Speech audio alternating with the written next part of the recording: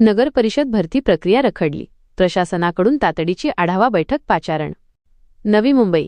राज्यातील नगर परिषदांमधील रिक्त पदे भरण्यासाठी सरकारकडून प्रयत्न सुरू असतानाच अनेक ठिकाणी या प्रक्रियेत दिरंगाई होत असल्याचे समोर आले आहे.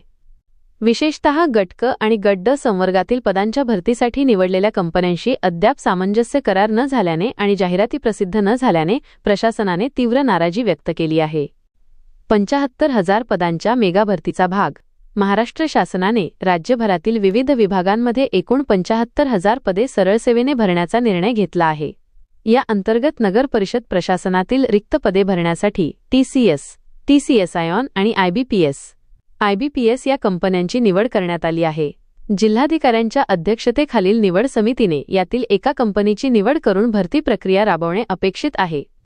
दिरंगाईमुळे बैठकीचे आयोजन. अनेक जिल्हाधिकारी कार्यालयांकडून अद्याप निवडलेल्या कंपनीशी करार करण्यात आलेला नाही, तसेच भरतीची जाहिरातही प्रसिद्ध झालेली नाही.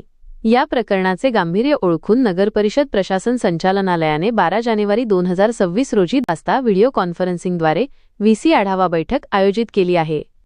बातम्यांचे मुख्य मुद्दे. भरतीचे स्वरूप. नगर परिषद आस्थापनेवरील गट क व गट ड संवर्गातील रिक्त पदे. अडथळा.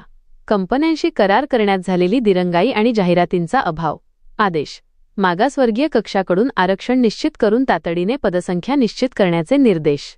बैठक सह आयुक्तांच्या अध्यक्षतेखाली सर्व विभागीय व जिल्हासह आयुक्तांची उपस्थिती अनिवार्य. प्रशासनाच्या या कठोर भूमिकेमुळे आता नगर परिषदांमधील रखडलेली भरती प्रक्रिया वेग घेण्याची शक्यता निर्माण झाली आहे.